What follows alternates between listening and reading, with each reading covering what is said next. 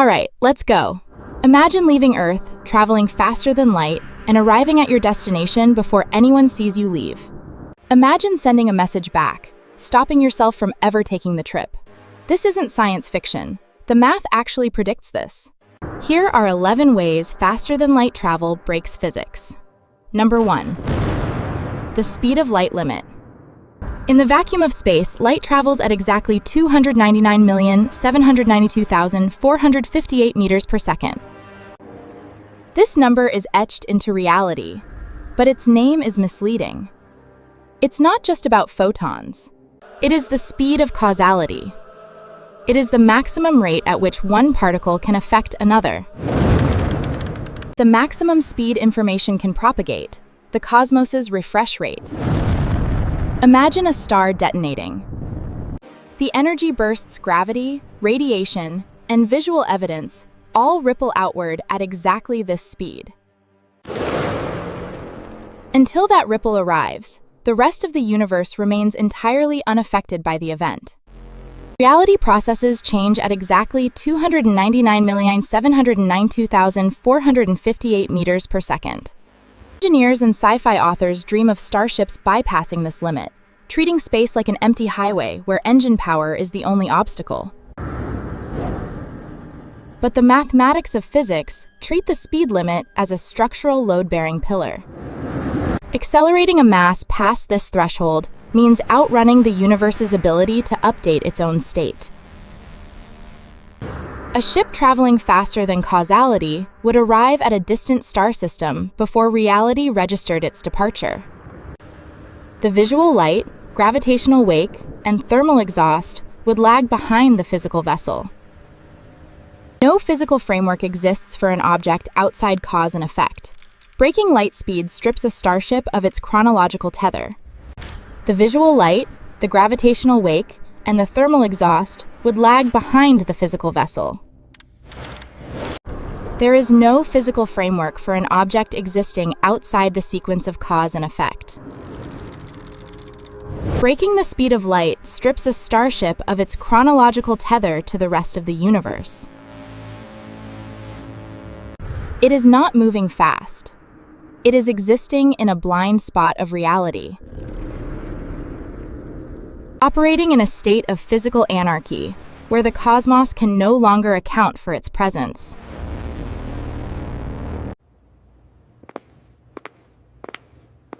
Number 2. Special relativity constraints.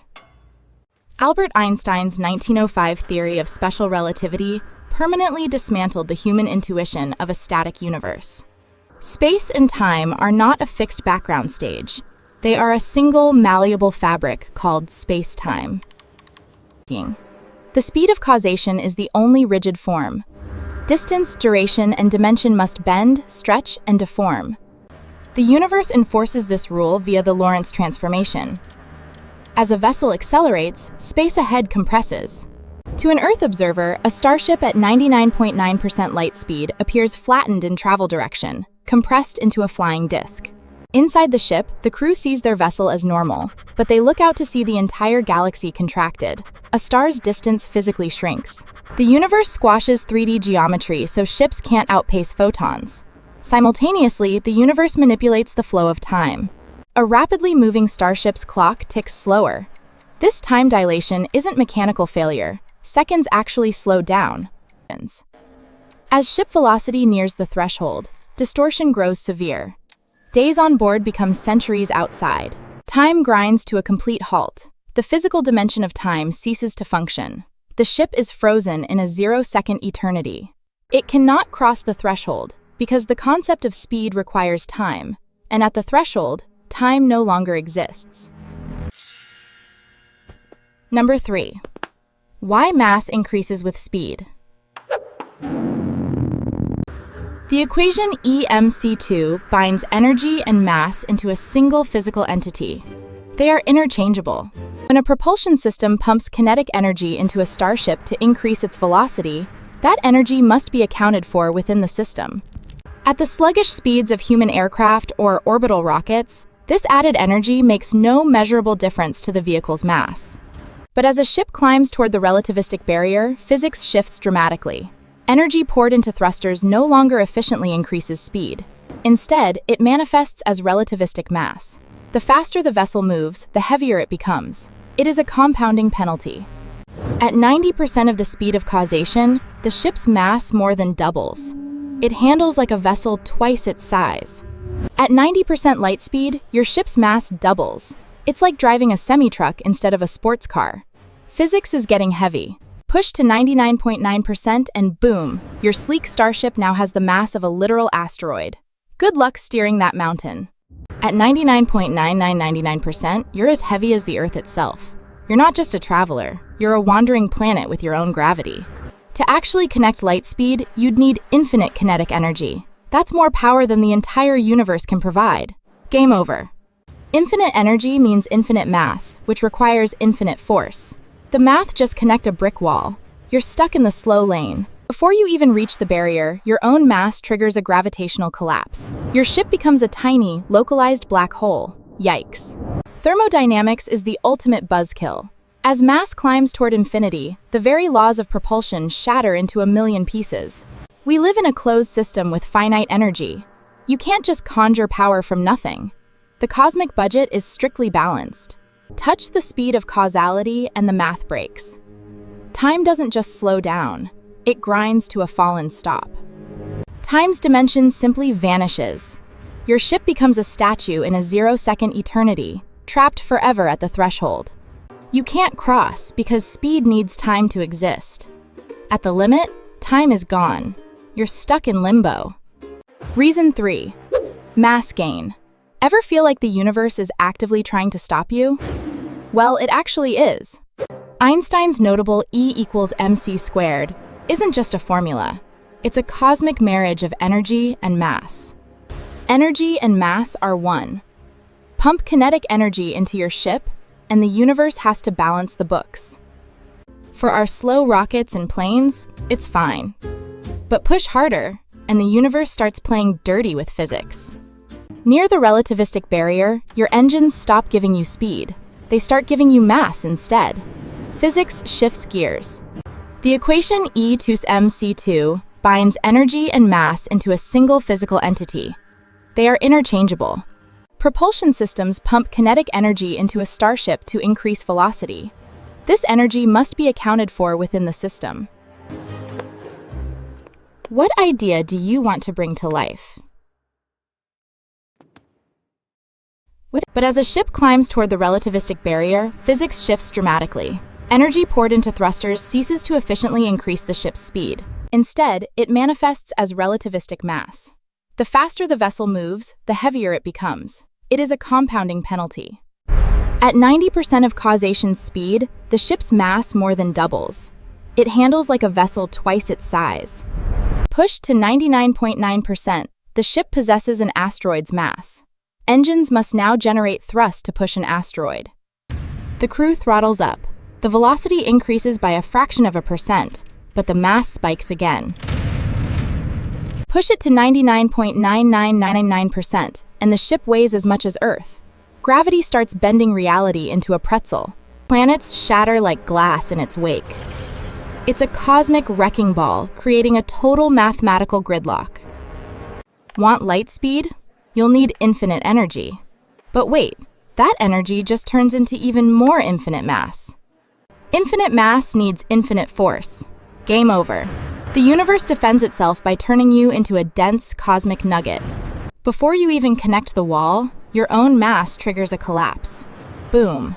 You're now a localized black hole. Number 4. The energy bill. As mass connect the roof, the very laws of propulsion just give up and quit. We're in a closed cosmic bank account. Energy is finite, and you can't just print more out of thin air. Pushing matter to the edge requires a power budget that would bankrupt the entire universe. Literally.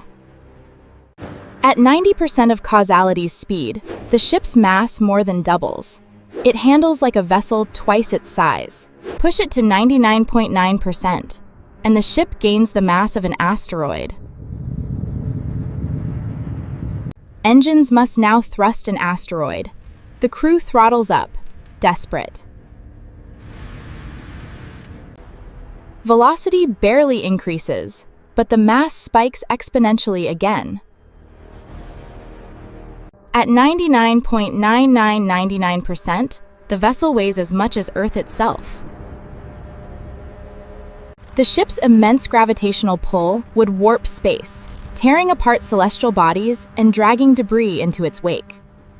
This creates an insurmountable mathematical gridlock. Reaching light speed demands infinite kinetic energy. Infinite energy converts to infinite mass. Pushing infinite mass requires infinite force. It's over. Tachyons are born moving faster than causality. They obey a mirrored, inverted set of physical laws. They're trapped on their side. Wormholes offer a clean loophole. They fold space-time, connecting distant points. A ship travels at subluminal speeds but arrives in hours. But natural wormholes are dramatic moment traps. Immense gravitational forces create a microscopic singularity that snaps shut instantly. Your drive compresses space in front and expands it behind. The ship surfs a bubble of flat space at superluminal speeds. The wormhole collapsed. Arrival releases a blast of gamma radiation. It's a civilization-ending tool, scorching planets to glass in a fraction of a second. To stabilize these drives, we need negative energy, but our universe is strictly positive. Forcing it risks a total vacuum decay. The planet was scorched. Moving faster than light is moving backward in time. Causality shatters. Actions trigger results before the actions are even taken. The speed of light is a quarantine protocol. It cages every civilization within its own bubble. The cosmic firewall is absolute. Number 4. Energy required to reach light speed. As a ship accelerates, its relativistic mass climbs infinitely. Propulsion thermodynamics fail. We exist in a closed system. Energy is finite. It cannot be conjured from nothing, only harvested, refined, and directed. Pushing matter to the light barrier demands an impossible budget. Even an antimatter drive, physics' most efficient engine, annihilates matter and antimatter, converting 100% of their mass into pure thrust. Yet, it's still not enough. To accelerate an airliner to just 50% light speed, engines would consume global power output of human civilization for centuries. Pushing to 99% light speed scales exponentially. You'd need the sun's total radiant energy output for an entire year. Every photon, solar flare, and radiation burst funneled into engines. Yet, 99% is the easy part. The final 1% shatters math. Reaching 99.999% requires a detonating supernova's energy. Every photon, every solar flare, every burst of radiation, captured and funneled into the engines.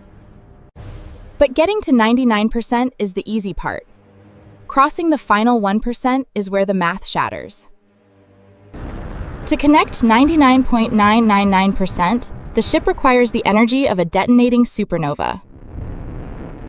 To reach exactly 100%, the equation outputs an error. The requirement is infinity. A civilization could construct a Dyson sphere around every star in the Milky Way galaxy, draining the thermonuclear life force of 200 billion suns. It would not be enough. They could extinguish every star in the observable universe, plunging the cosmos into premature darkness to power a single engine. It would not be enough. The thermodynamic cost of light speed is strictly greater than total energy within existence. The thermodynamic cost of light speed is strictly greater than the total energy contained within existence. Number 5. Tachyons, hypothetical FTL particles. When normal matter is mathematically forbidden from crossing the light barrier, physicists look to the other side of the equation. They search for particles that never had to accelerate. Particles born already moving faster than causality. In the standard model of physics, these hypothetical constructs are called tachyons. A complex diagram of subatomic particles and interactions is displayed. Tachyons do not break the speed limit. They obey a mirrored, inverted set of physical laws. In our universe, light speed is the maximum limit. For a tachyon, it's the absolute minimum limit. For a normal particle, losing energy means slowing down. For a tachyon, losing energy causes it to accelerate. In our universe, the speed of light is the absolute maximum limit. For a tachyon, the speed of light is the absolute minimum limit. Normal matter cannot speed up to it. Tachyons cannot slow down to it. They are trapped on their side of the barrier, just as we are trapped on ours. Their mechanics are deeply counterintuitive. For a normal particle, losing kinetic energy means slowing down. For a tachyon, losing energy causes it to accelerate. If a tachyon loses all of its energy, its velocity becomes mathematically infinite. It exists everywhere along its trajectory simultaneously. Because tachyons inherently move faster than causality allows, their relationship with time is reversed. They travel backward through the chronological sequence of the universe. If a distant star collapses into a neutron star and emits a burst of tachyons, those particles would strike detectors on Earth millions of years before the star collapsed.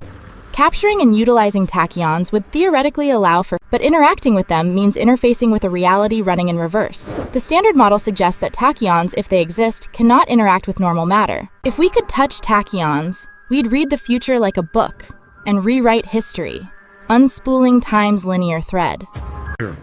They inhabit a ghost realm, a mirror universe of backward motion that's mathematically present but physically forever out of reach. But what if we don't push through space? General relativity offers a clean loophole, the ultimate cosmic shortcut. Space is flexible, not rigid. It can be warped and folded into an Einstein-Rosen bridge, the legendary wormhole. Wormholes allow FTL travel without breaking the speed limit. They simply bring two distant points together by folding space-time itself. Think of it as strike a tunnel through a folded map. You step through and bypass billions of light years instantly. Your ship cruises at safe speeds inside the tunnel, yet you cross the galaxy in hours instead of eons. On paper, it's a perfect, elegant solution. But in the real universe, this shortcut is an intense, unstable dramatic moment trap. Buckle up for number 10. Time travel paradoxes. Violate causality, and you're diving headfirst into a nightmare of ontological contradictions. FTL travel means history is no longer set in stone. The grandfather paradox isn't just a brain teaser anymore. It's a reality-shattering threat. Picture this. An FTL link between Earth and Mars. A computer on Earth is primed to launch a nuke at high noon. At 12:05, a Mars observer sees a speedster in a red suit. They panic and connect the FTL transmitter to send a defeat code back home. Since the signal is faster than light, it literally races backward through time. Connect the Earth computer at 11:55 a.m. The computer gets the code and defeat the launch. No missile, no energy burst. But wait, this is where the universe breaks. If there's no energy burst, the Mars observer sees nothing and never sends the code. Welcome to an infinite, unresolvable logic loop. Stephen Hawking proposed the chronology protection conjecture. He believed the universe itself would sabotage any attempt to build a time machine. If pushing a ship through space at faster than light speeds is thermodynamically impossible, general relativity offers a clean loophole. Space isn't a rigid box. Space can be warped, stretched, and folded. An Einstein-Rosen bridge, commonly known as a wormhole, achieves FTL travel. It folds the fabric of space-time, bringing two distant points together, and strike a tunnel straight through the fold. A ship travels through the tunnel at subliminal speeds, obeying local physics. It arrives at a destination thousands of light years away in hours. It's an elegant mathematical solution. The physical reality, however, is a dramatic moment trap. Natural wormholes are violently unstable. Immense gravitational forces bend space-time, creating a microscopic singularity. The wormhole's throat forms, then instantly pinches shut. Traversing it triggers an immediate physical defense. Space is filled with quantum fluctuations, virtual particles popping in and out of existence. When a wormhole opens, these fluctuations enter the tunnel. Because the geometry of the wormhole connects two different regions of space-time, the radiation begins to loop through the tunnel, compounding upon itself. This creates an infinite feedback loop of energy. Before a starship could even cross the event horizon, the feedback loop would destabilize the delicate metric of the bridge. The throat snaps shut with the mass of a falling star. The gravitational shear forces unleashed by the collapse are catastrophic. A ship caught inside would be subjected to extreme tidal forces, stretching and compressing the hull until the molecular bonds failed. The crew would be spaghettified, ripped apart down to the subatomic level, their quantum dust scattered across disconnected regions of the cosmos. The universe leaves the door mathematically unlocked, but it rigs the frame with a gravitational guillotine.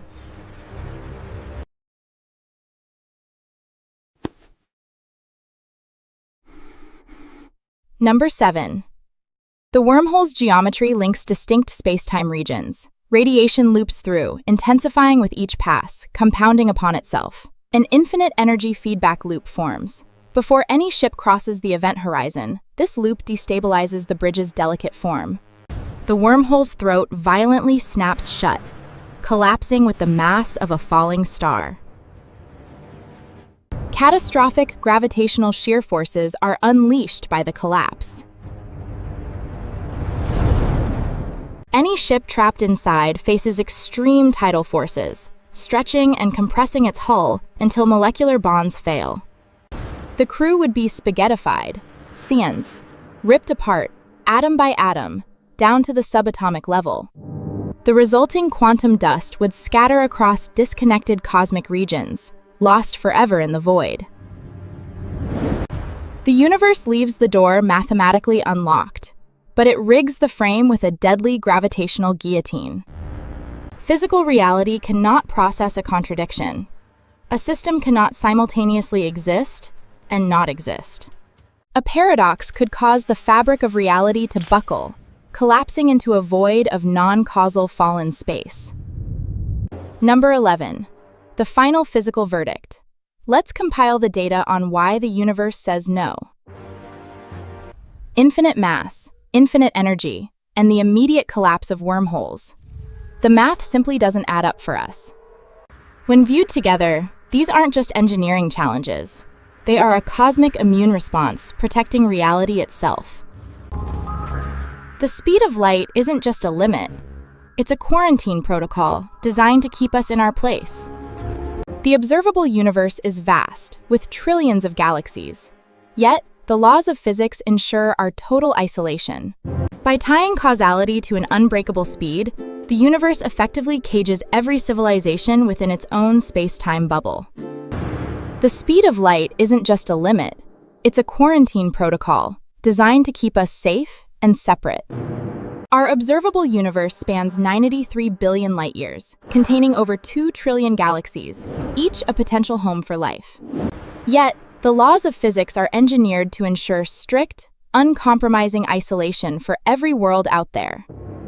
By tying causality to an unbreakable speed, the universe effectively cages every civilization within its own cosmic firewall.